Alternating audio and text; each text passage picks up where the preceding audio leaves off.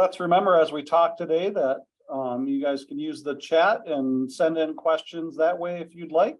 Or you can raise your hand and ask them.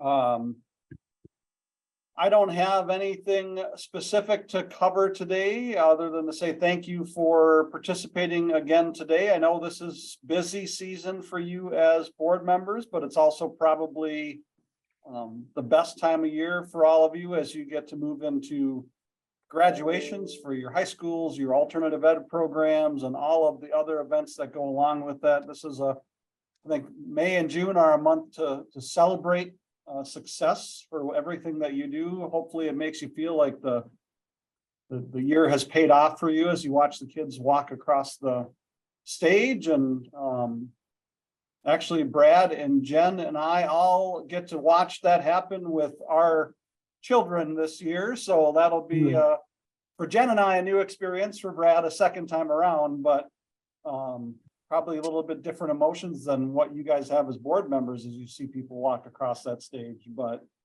so we get to be a new part of our lives as graduation happens this year.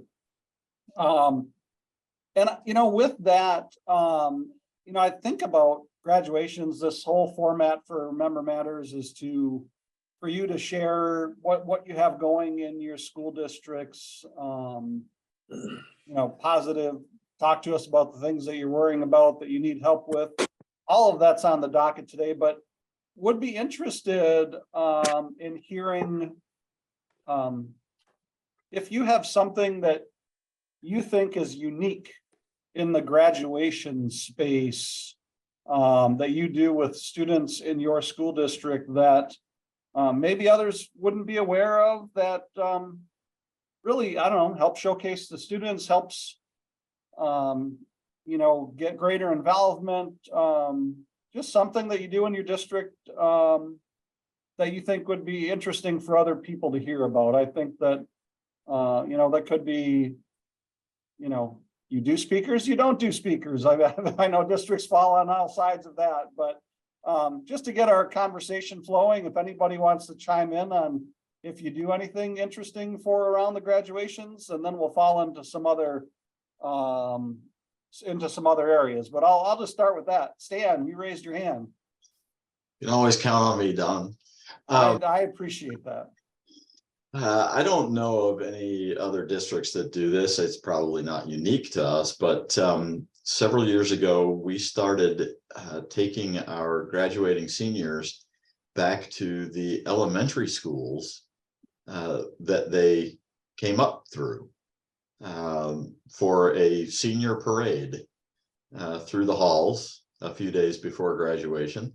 They wear their caps and gowns, and it provides an opportunity for our youngsters to see role models, things that they can aspire to, allows our seniors a chance to reconnect with teachers who might still be there.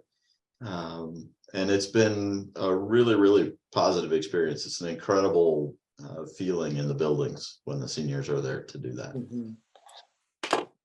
Thanks for sharing that. Other things that anybody does? I didn't raise my hand, but that's okay, Teresa. And I just want to add, so something, Stan, that we do. So we call it the senior send off, but we actually have the band. So the marching band comes out ahead of them and kind of does a little celebration, and then they walk through the school, and then we have a wildcat walk. So they walk through that into the stadium, and then the parents are invited to just senior send off, last day of their classes. So very similar activity, but some of it, we bring all the underclassmen in the high school out to the stadium so they can see what it's like. So I just wanted to add on that has been a very successful.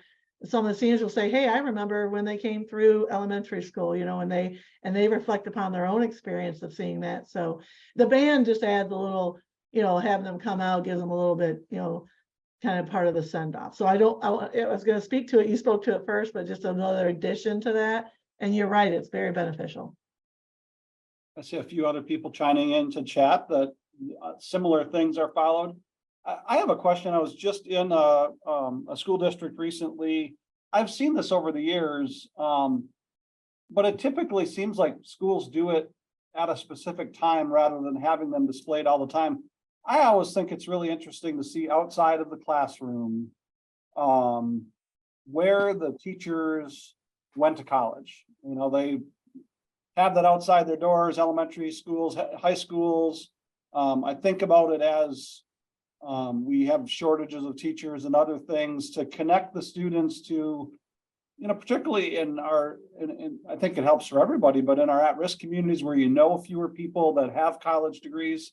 And you don't have to shout out on this, but virtual hands or otherwise, how many of you actually do that kind of display of where your teachers went to college to help make that connection with kids? I see Stan said yes, and Barb said yes. A few others shaking their heads. I've just seen it in a few districts, not all. I encountered it for the first time in my life. Gosh, probably close to 12. Oh, go ahead. Don. We have different colleges that our teachers went to, and we have it all around our administration buildings. And when the students come in, they can see, and it'll give them some ideas of where they might want to go. And we also, on this Thursday, we're having our honors night banquet for our honor students. And our board gives one of our seniors a scholarship. Interesting. Yes. You know, how is the scholarship that you offer funded? From our own, out of our own pockets. Tremendous. Yeah. Board member pockets? Yes, board member pockets. Yes. And it's really nice. This year we had 8 students to apply, and it was kind of hard to pick one, but we have them write an essay and why they think they should receive this scholarship. It's pretty interesting. I guess we started that probably about, I don't know, maybe when I got on the board 8 years ago, they had it, and I think they had just started. If I could climb on my friend Shirley's back for a second, you mind, Shirley? Okay. All right. We have our honors night as well.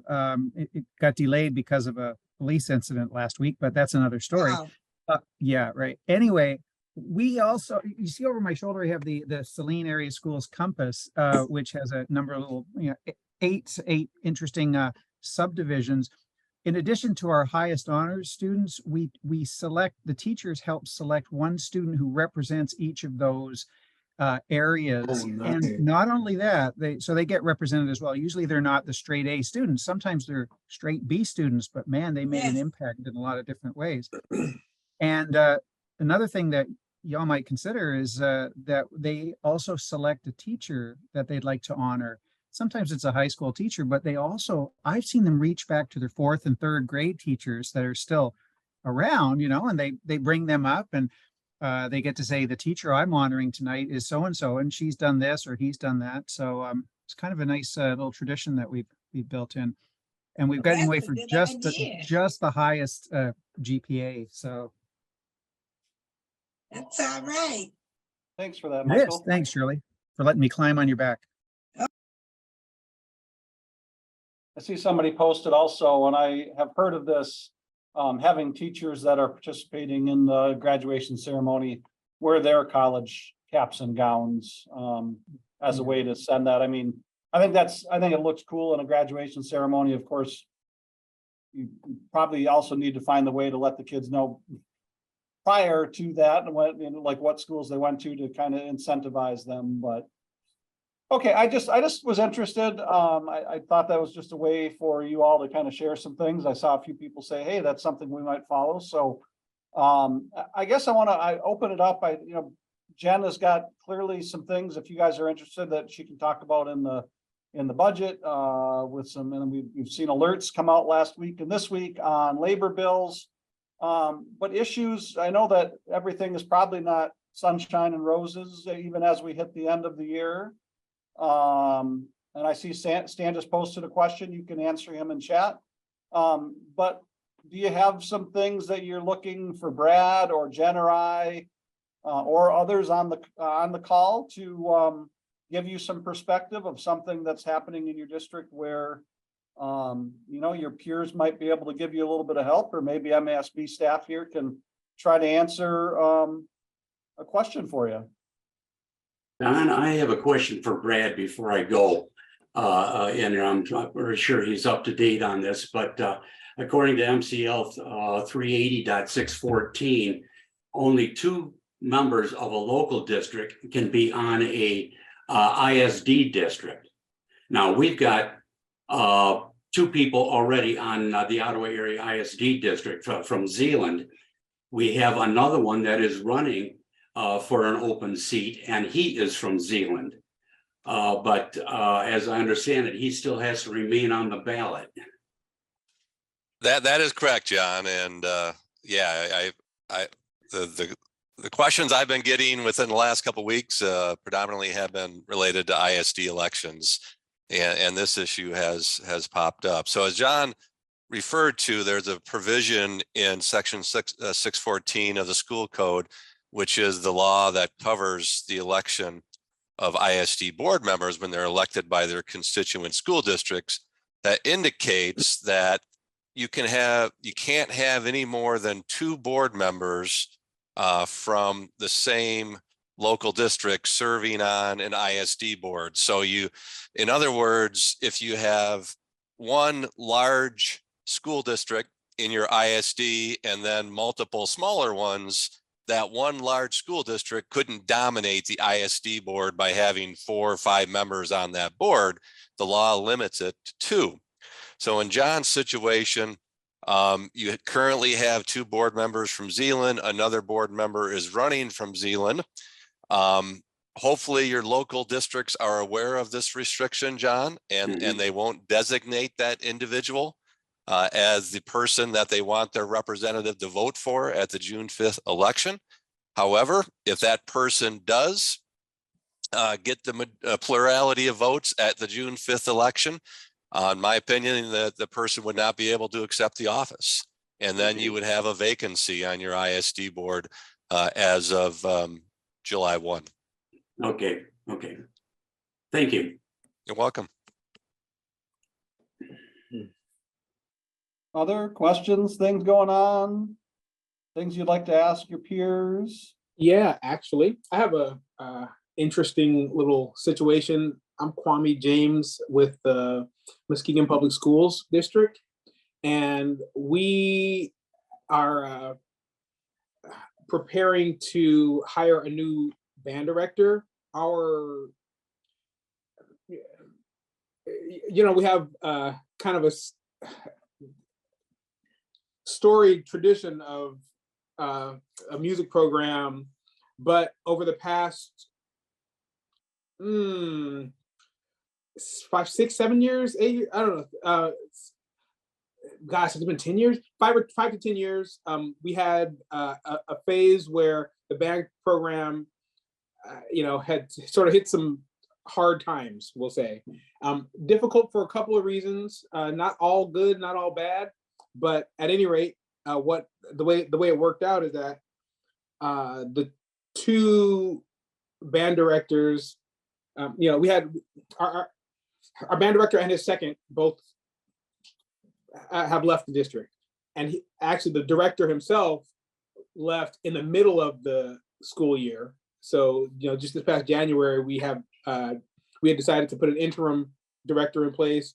One of our elementary music teachers took the reins, but now we're at the point of hiring someone.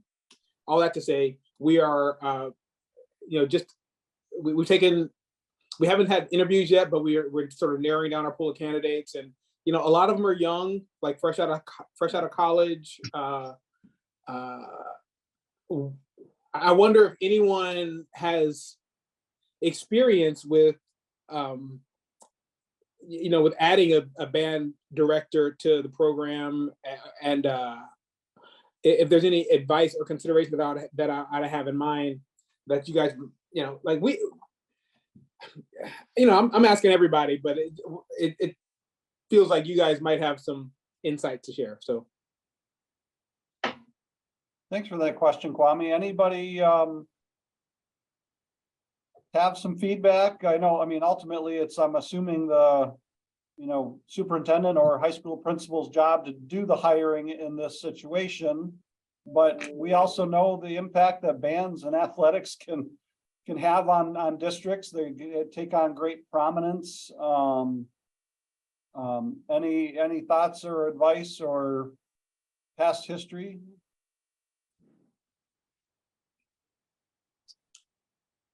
yeah, I should add that of course, superintendent does the hiring and all, right? But this is there have been years of gripes about the band program as the program was dwindling. But it transformed and dwindled and it did all its ups and downs.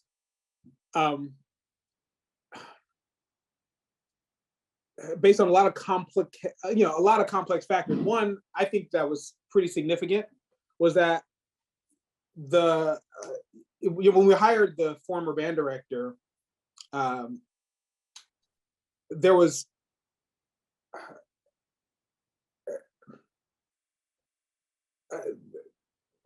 already a lot of love for the director that came before him. That legacy of directors. There was actually a longtime director, then his wife took over for some years, and then their protege for like a year, and then we hired somebody new, and it was like, a new vision, and people, have their walls up. But this guy and the assistant director who came on at the same time, they were really good with the kids. I mean, in a lot of regards, anyway. I think they did a great job in sort of shifting the culture of the band, which had some, which had some issues. It was strict in ways that I think are sort of antiquated. So on the like social emotional tip, the band director that we just lost was really good about restructuring the band sort of experience for the students. It was more family style in a more comprehensive way, and less cliquish and less favoritism and stuff like that, right? But it also, had less numbers. I mean, the program did shrink, and then COVID came and the program shrank even more. And there were also some administrative issues in terms of conflicts with between the band directors and the administration, in that there was difficult community, whatever.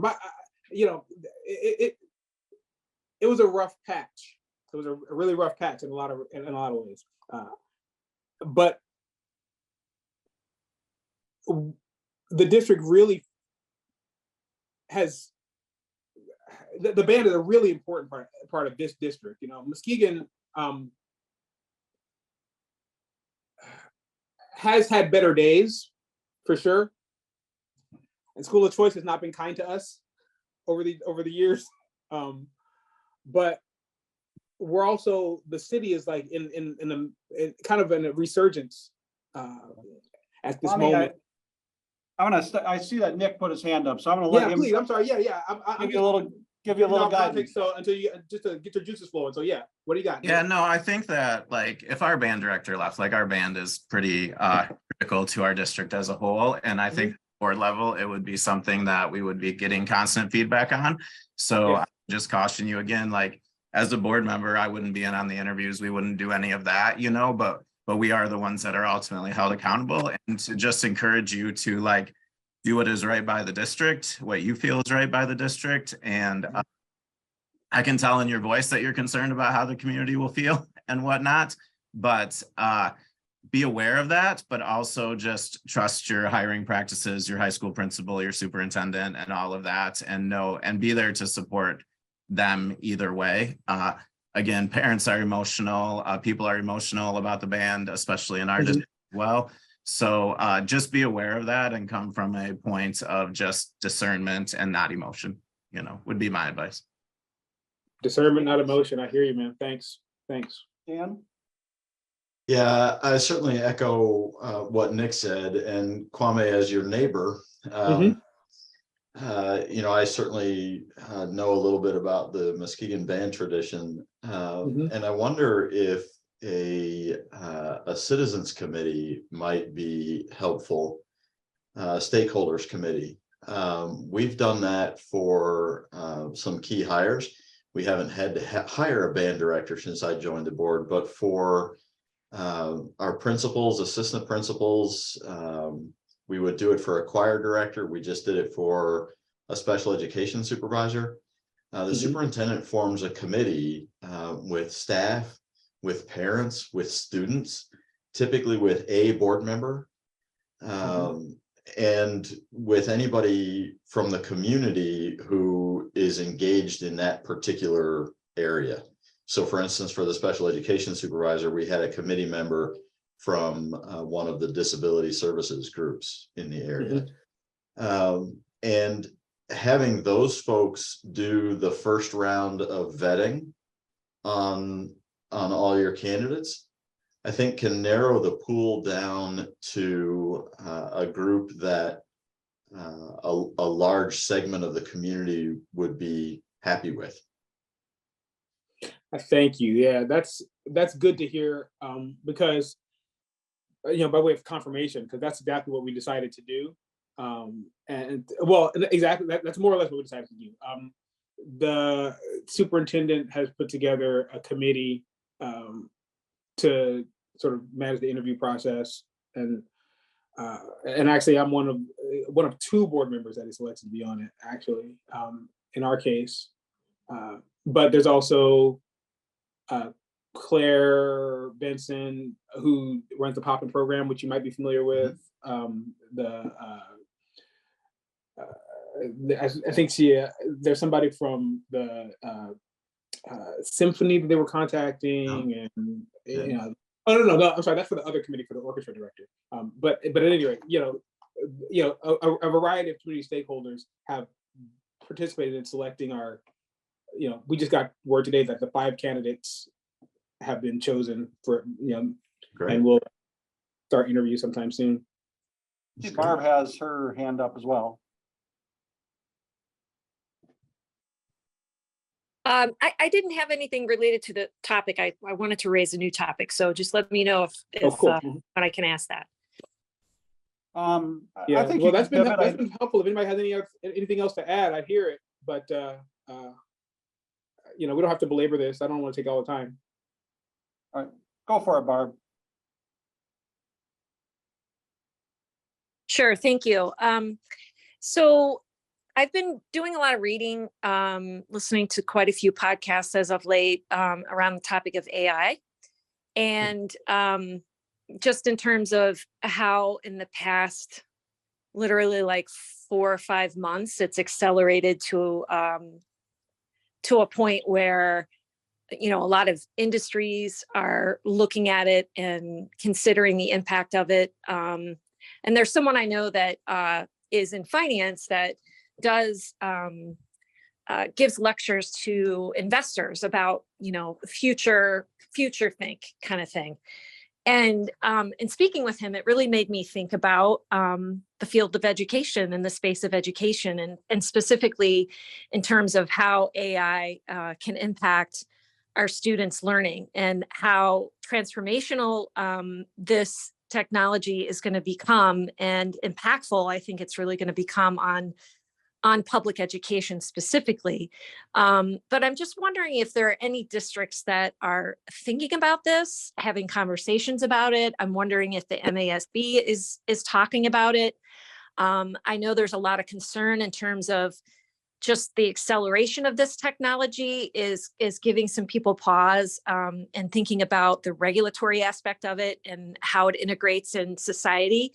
And for me personally, we're going to start our next phase of strategic planning in the fall. And I really think that this is something that is going to have to be integrated into that discussion in terms of future think for education. So I'm just bringing it up because I just want to hear what, or if other districts are discussing it, and if the MASB is thinking about having any sort of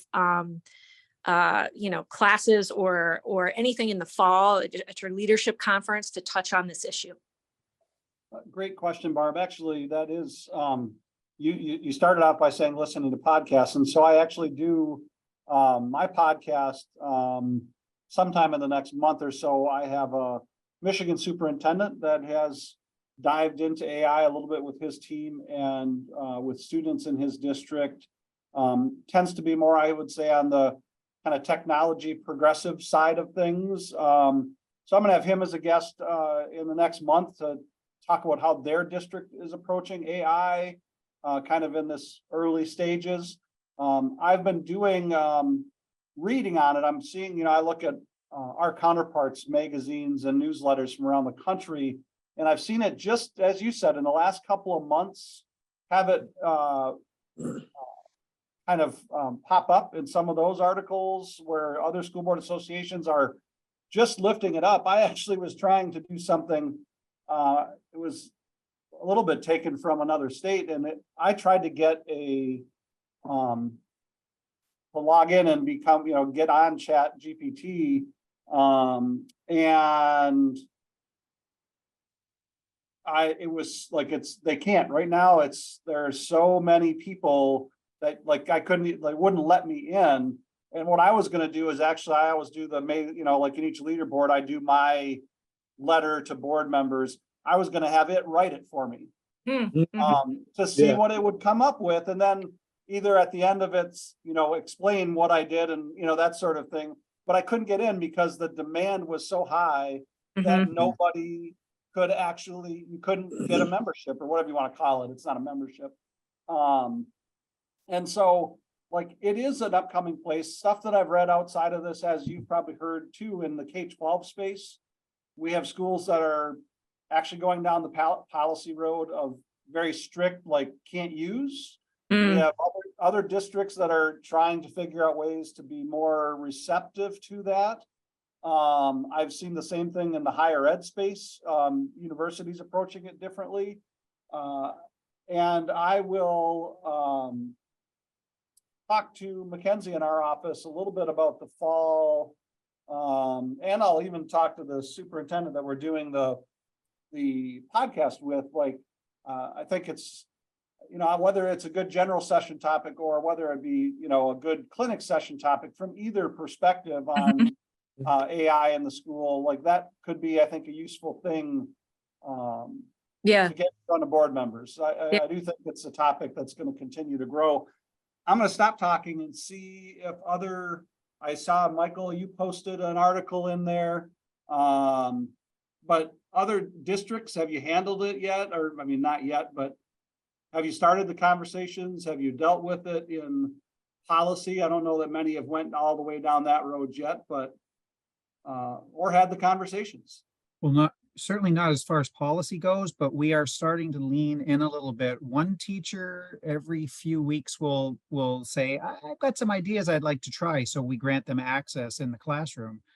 I've been having a lot of conversations as early as January in higher education. I teach at Eastern Michigan University, and we have to lean in. And the one last thing I want to say, I'm on the board of directors for the International Society for Technology and Education. It's a big thing, and we are getting ready. In fact, we're fully invested in it at this point. We created an organization called Teach AI, which just started in the last couple of weeks. So we've got a consortium of all sorts of big names together, big organizations, including OpenAI and Khan Academy and all those people wrapping their heads around it. So I'm really glad you mentioned it, Barb, because it's not going away. No, it's not. Yeah, you're right. Yeah. I think too, it also forces us as leaders in our district to pull back even more with a broader lens to see, how it can be utilized not only by our students, but as you pointed out, to our educators. And also a bigger conversation about how this technology will force us as a society to rethink work, right? And so that then in turn, I think will force a traditional K through 12 public education system to rethink how you're educating the future workforce, right? And what are the tools that they need outside of the technology that will make them, beneficial humans to our society, really. I mean, when you get down to it. Last thing for me is I'm really optimistic that the whole AI thing is going to help us to re-examine how we assess student learning. To go beyond the read this, answer these questions next. Read this, Yes. answer these questions next. So thanks. Thanks for. One of the things that we've started talking about, or at least thinking about, is how this plays into the idea that we really need to be teaching critical thinking, that it's not so much teaching job skills, but AI is going to make it much, much harder to tell truth from BS. AI can spit out very convincing and wrong facts, quote unquote facts. If you argue with it, sometimes it will change its mind about the answer to a math question. And so it's going to be even more important than it's been to teach kids how to assess truth. Absolutely, 100%. Yep. Critical thinking skills are going to be key. And I think just the social emotional aspect of learning and kids and their growth, how to differentiate between, how a human writes and someone and an AI writes, right? Correct. But it's interesting. Colleen, I see you raised your hand. I did. Excuse me. I did. I just wanted to let you all know, in case you hadn't seen it, there's been a lot of reporting in the Wall Street Journal. I feel like over the last week, certainly, and definitely in the last several weeks about this issue, ChatGPT, OpenAI, in business settings, in school settings. So if you guys are interested in getting some discussions going with your board, I would check out their series of reportings. I'm sure there's a ton other. That's just what I've been seeing. Thank you. Dawn's going to be arranging for free accounts for all board members soon, right? To the Wall Street Journal. Dawn. I'm sure they'd like to give, board members free accounts for all the good things that you do in your communities. I know. Thank you for that, Barb. It's a great topic. I think it's in its infancy, but because it's technology, it will likely move faster than we as humans will. Right. So we're going to end up being behind on finding solutions to this, and our kids will adopt it faster than us as adults. Mm-hmm. Yeah.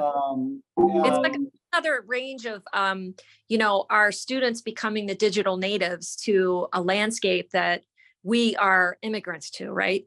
And yeah, you're totally right. And I think what is kind of concerning about this technology is just the rate in which it is improving, just from the things that I'm hearing, in terms of, how as humans, at what point do we, decide, okay, let's kind of, slow our roll on this technology, so we can get a better grasp of it, or is it just going to exponentially get better? And anyway, it's a fascinating topic, I think, especially is how it impacts K through 12 education.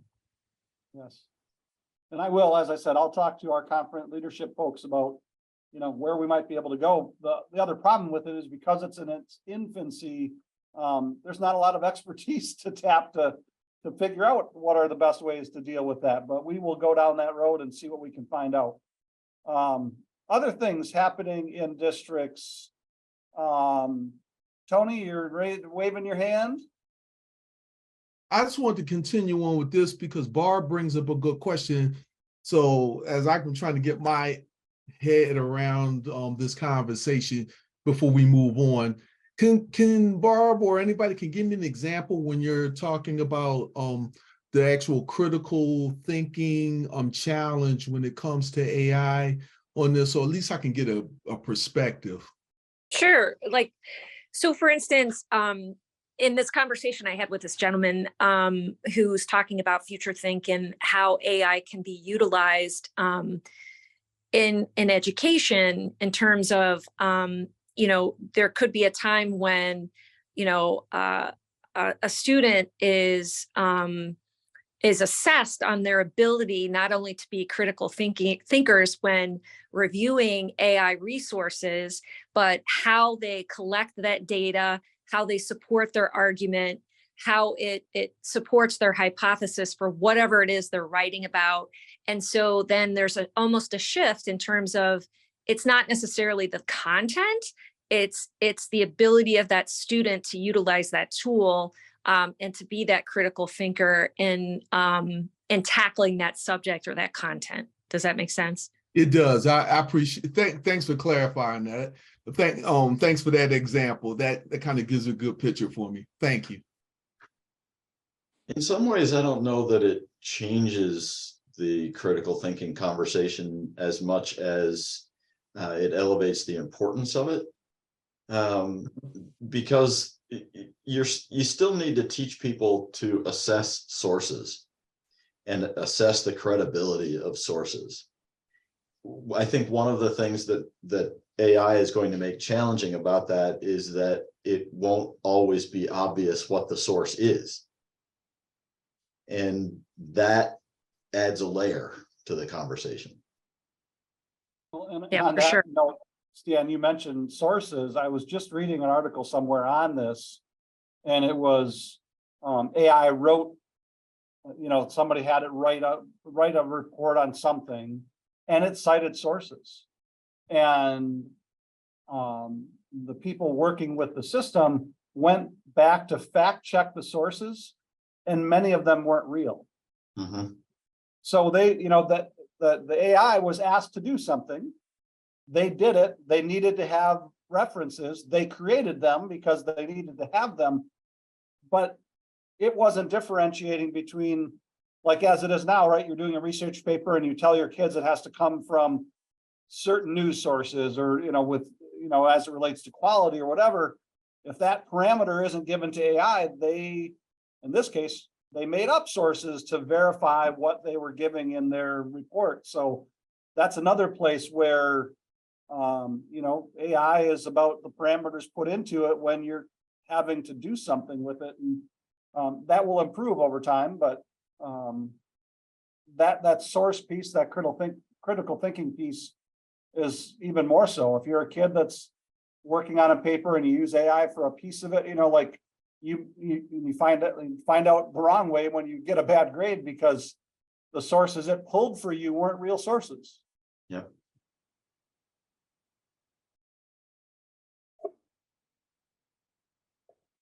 Right, and I wonder how much of that is a function of, like you said, the parameters that you set for the AI to use. You know, like as a student, I will just out myself, I guess, as being one of the ones who's going to lean in to the AI development. You know, I feel like there's not a whole lot that we can do to stop it, and it doesn't make a whole lot of sense to put up too much of a fight. Rather to learn how to use AI in a way that's going to be effective for us because it's here already.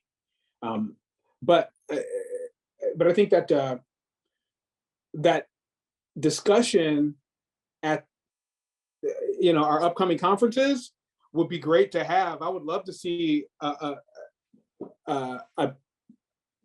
either a keynote or like a keynote from both sides of the issue, you know, or a panel discussion or something like that, where we could have, you know, a whole room of us sort of get a primer on the pros and the cons, and then some dialogue. I'll have that conversation. Other topics that are popping up in your districts, Teresa. You're muted. You forget that when we get going, right? And I'm Italian, so I talk with my hands. I don't know if anyone's encountering this, and I'm bringing this up just because it's an insurgent that we've seen in our county, but the Moms for Liberty has become very active. And so we're facing a few challenges. It's tying up, quite honestly, our superintendent and our district leaders are doing a great job by responding, but it's adding so much more pressure and responses because, you know, it's the right thing to do. And we are handling it as a district, but I'm just wondering if anyone else seems to have picked up some speed in Kent County, and just wondering if anyone else is getting tied up with some representatives and people soliciting the districts for additional information. And I mean, it's getting pretty well organized over here. And not that it's not, again, I'm not just saying it's a challenge. Our superintendent, as a board, we see it. So just thought I'd bring it up today. Nick, if you were going to respond to that. Yeah, we have a pretty organized group in Jackson County. It was really strong immediately post-COVID. It's petered off in a lot of the county districts. It is not petered off in my district. We still have 4 to 5 every month, and specific to asking for more information, we were just recently FOIA'd for our full board packet for the next 6 months. It was done very professionally, like obviously he lawyered up to do it and all of that. So we try to stay above it. They have community comments. We let them have their community comment. We don't engage back and forth in the live meeting. We have changed kind of honestly, we just read a statement before community comment that we didn't used to read, in terms of just don't attack people personally, blah, blah, blah. We never used to do that. We do that now.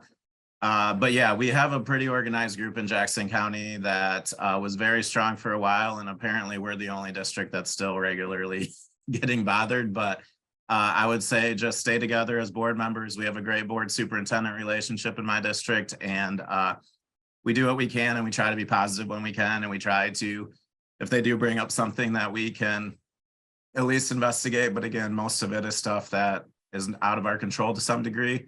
But yeah, just take heart. I keep hoping it will peter off. But again, we're many months and years into it at this point, and it's just not.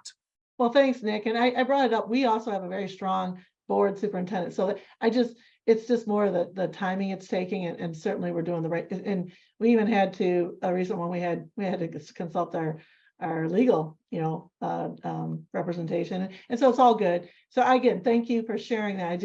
It's not good to hear that it's in another prevalent, but it's nice to know that it's, that we're all kind of handling it. So thank you. Teresa, I'll just add, I know from talking to districts, they were really in chapters involved in different counties during the election cycle where they were really trying to get information out. It does seem to have, from Moms for Liberty specifically, like lessened a little bit since the election, but we are seeing they and other now kind of nationally based groups that are able to come up with, even if you go to different websites, and they actually will have model FOIA requests to put forth to your districts. We've had a pretty big, and I'm sure Brad has fielded questions on this, and the Department of Ed also did, on opting out of sex education. There was a national group that came up with a form on that. So like, it's not just Moms for Liberty, and because they're national, right? It's much easier to generate something, tap attorneys. Now, I think a lot of what they write isn't always applicable to the states that they bring it to.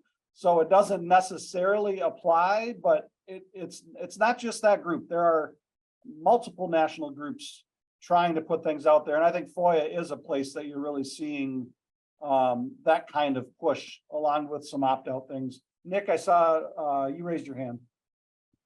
Yeah, last year I was board president and, really pushed, because I knew we were going to get a bunch of new people, really pushed for more transparency. And while I'm not the president this year, thankfully our current president and the board has been following that path. So we get both sides, right? We're here in Kent County. We're on the regular tour. I think our new board president kind of poked the bear in his first meeting. And so the numbers have gone up again.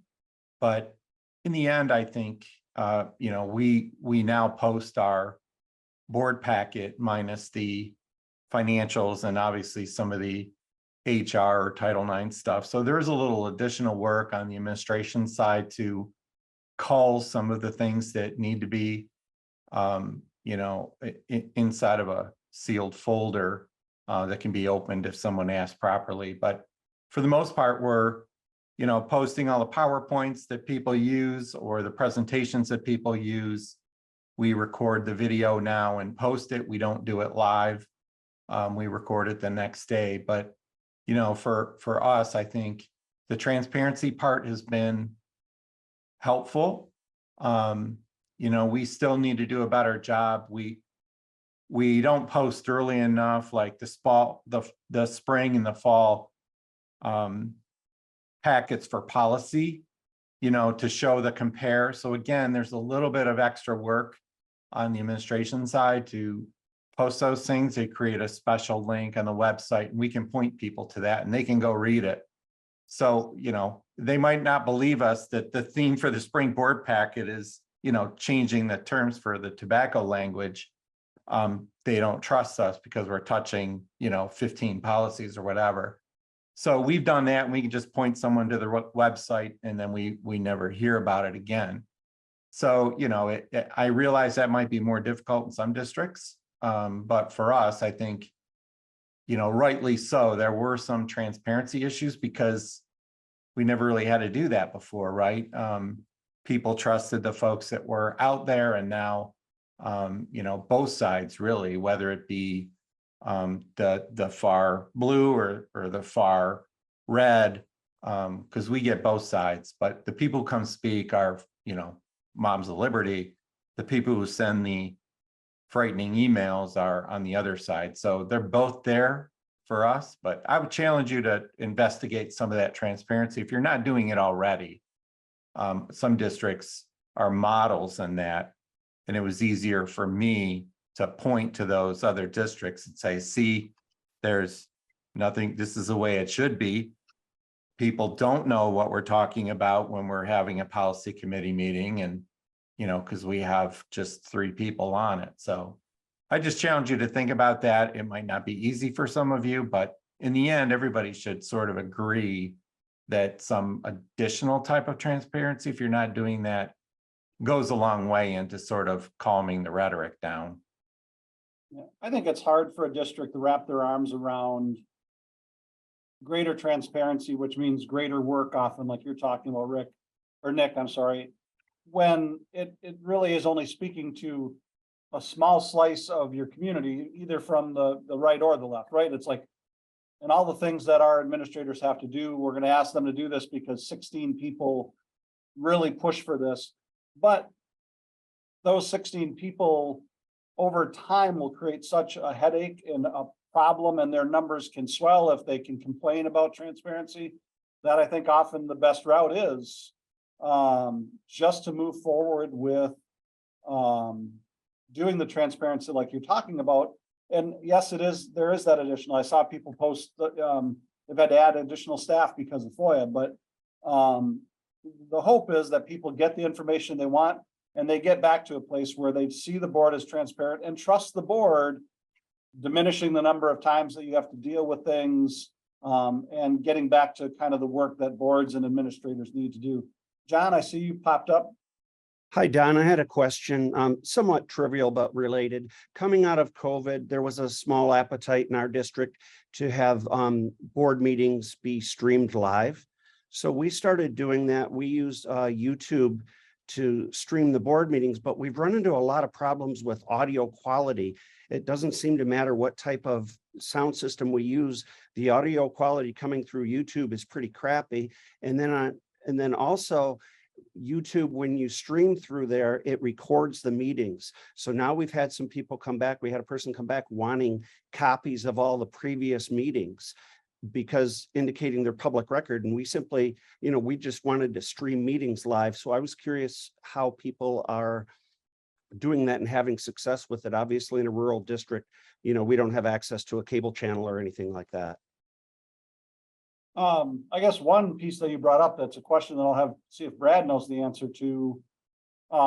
Related to kind of that public record idea, if it's a recording, is it then a public record, Brad? How does that work? Yeah, it is a public record under FOIA. There isn't any obligation to maintain it, although there's precedent out there that would lead me to believe that if you record it, you should keep that recording until the minutes for that meeting have been approved. Once the minutes have been approved, then you could just destroy that recording. I know there are some groups out there saying that if you record a meeting, you must post it on your website. Completely false. There was actually, I think, a bill presented last legislative session that would have required that, but that didn't go anywhere. And, sometimes when a bill is proposed, people think, it automatically becomes a law, and that's not the case in that situation. So, yeah, it's discretionary whether you record it. If you do record it, it's a public record. Should be maintained until your minutes are approved for that meeting. Thanks. And the quality question, John, that, I think that's plagued districts. The utilization of these, formats have grown exponentially since COVID. And I think it does necessitate, if you're going to do it, like really both high quality input from a system perspective on your end. And then, whatever system you're using to process. I know we typically, like we are today, use Zoom, which seems to have pretty good luck. And of course, there is an opportunity to record through that. But I've seen, districts, because they tend to have very Google focused. We see them using the Google platform for that. That is one that I've seen more hiccups in, probably as I've just interacted in meetings with it. So it does make it hard where you're trying to do the right thing. You're trying to give information and be transparent. And then you have people complaining about the quality of it. And the answer has to be, well, we cannot do it at all, which will give you less public access, or we can do it the best that we can do it without investing literally thousands of dollars to make sure that at a board meeting, every person has a mic in front of, it's just difficult. And then a staff member that actually has, we're fortunate here at MASB, and we have some staff members that can put that together. That's not, paramount importance for a school district to put somebody on their staff for that kind of work. Thanks, Don, and thanks, Brad. I appreciate it. Hey, can I add one point too about the audio quality issue? I don't know exactly what audio issues you're having, but I know that a lot of times with these live streaming services, particularly with Zoom, I know there is automatic corrections that the microphone processing algorithms use to isolate the voice that's speaking into that microphone.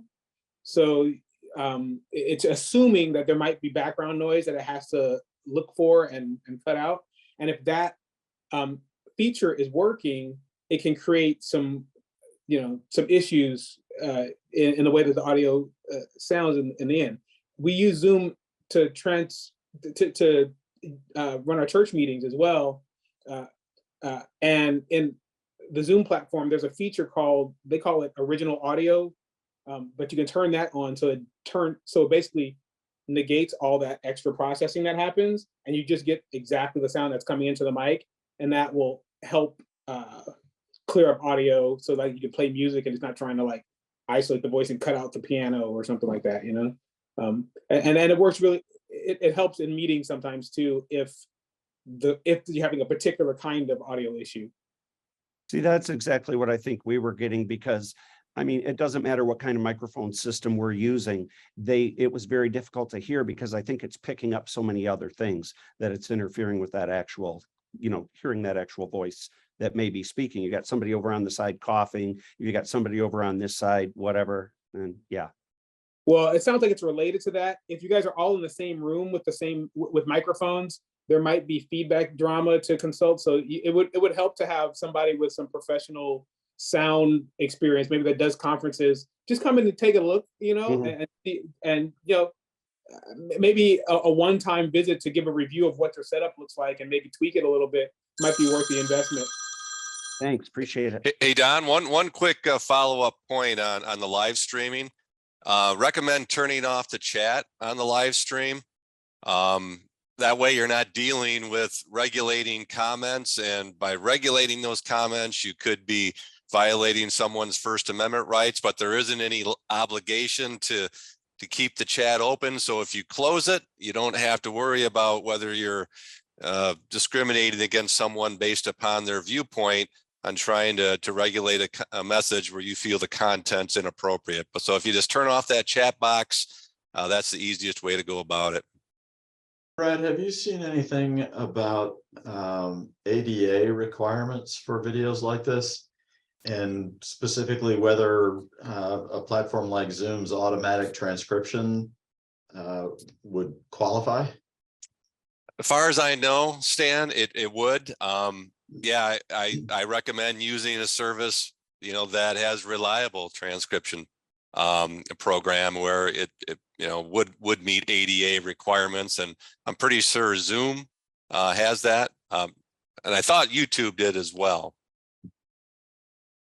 Dan, I know I can say that my wife works in comms for the state of Michigan. They use Zoom and they use the transcription function because of the ADA compliance issue. So I know that they have felt comfortable at the state level with their meetings in that regard. And I think at that time they used Zoom because I think Teams was struggling with it, but I think Teams has moved along in that space. But I know initially the state had to go to Zoom, even though they had a Teams license, because Teams couldn't do what they needed it to do. That's helpful. Thanks, Tom. Well, I see it's almost one. People are starting to jump off. Appreciate the time. I am always interested in services to MASB members. Sound engineers are not something we're going to be providing anytime soon. So we're going to have to let districts handle that one. Although we do provide video services if districts ever are interested in that. Not for Zoom, not for projecting your meetings, but for other things that you might not need video for. So thank you very much. I know we do these every couple months. As you all know, you can email me or Brad or Jen or anybody on our staff when you have questions that come in between. We are happy to try to answer those questions, come out and do workshops, whatever it might be. I appreciate the topics you brought up today. I will definitely be following up on the AI conversation.